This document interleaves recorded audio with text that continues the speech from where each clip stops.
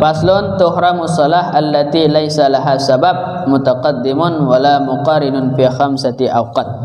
Jadi kalau di sini ini haram melakukan sembahyang pada 5 waktu. 5 waktu ini tidak boleh sembahyang. Ya, haram melakukan sembahyang. Yang pertama inda tulu'is syamsi hatta tarfi'a qadra rumhin. Yang pertama yaitu di ketika terbitnya matahari sampailah matahari naik sekadar tombak. Tombak ini berapa? 7 hasta. 7 hasta. Panjang juga dah. Nah, ukuran kita tengok dari sini misalnya dari arah dia terbit udah naik kadar 1 tombak, maka baru boleh sembahyang. Tapi di masa dari terbit ke kadar tersebut tidak boleh sembahyang. Kemudian wa inda istiwa fi ghairi yaumil jum'ah hatta tazul. Di ketika matahari pas di pertengahan jam 12, maka itu juga tidak boleh melakukan sembahyang kecuali hari Jumat. Kalau hari Jumat tidak apa-apa. Nah, ini selain daripada hari Jumat tidak boleh melakukan sembahyang di masa itu. Kemudian wa inda isfirar hatta tagruba. Ini di ketika matahari sudah berwarna kuning-kuning sampailah terbenam matahari.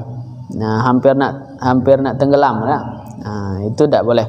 Alasannya kata di dalam kitab Syekh Ibnu Qasim Al-Bajuri itu dikarenakan pada masa-masa ini pada 3 waktu tersebut itu syaitan itu meletakkan kepalanya itu di matahari.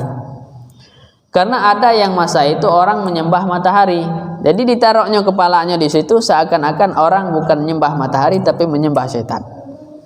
Ya, makanya kita juga tidak dibolehkan sembahyang pada 3 waktu tersebut dengan sebab 3 alasan itu. Kemudian wa ba'da shalah subhi hatta tatlu'a syamsu wa ba'da shalatil asar hatta tagruba.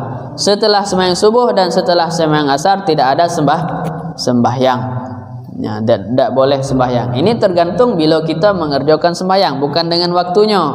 Misalnya kalau kita mengerjakan sembahyang jam 5:30, berarti dari 5:30 sampai terbenam. Kalau kita mengerjakan sembahyang asar dari jam jam berapa masuk gini? Jam 4, taruhlah jam 4, berarti dari jam 4 sampai terbenam tidak boleh sembahyang. Nah, perlu digarisbawahi sembahyang di sini adalah sembahyang mutlak. Jadi sembahyang sunat itu ada 4 macam sembahyang sunat. Ada sembahyang sunat yang diwaktukan.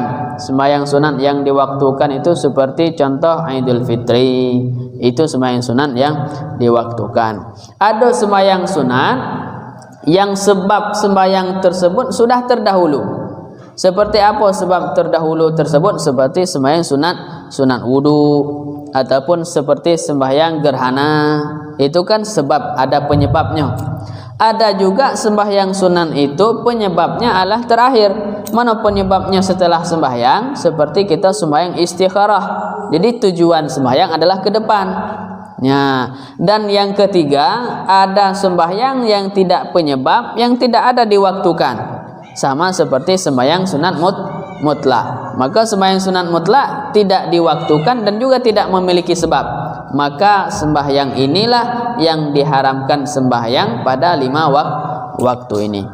Ya, kalau sembahyang yang ada sebab tidak masalah. Seperti misalnya sudah asar, kita nak qada sembahyang, tidak apa-apa. Sudah subuh, kita qada sembahyang juga tidak apa-apa. Karena itu adalah sembahyang yang memiliki sebab.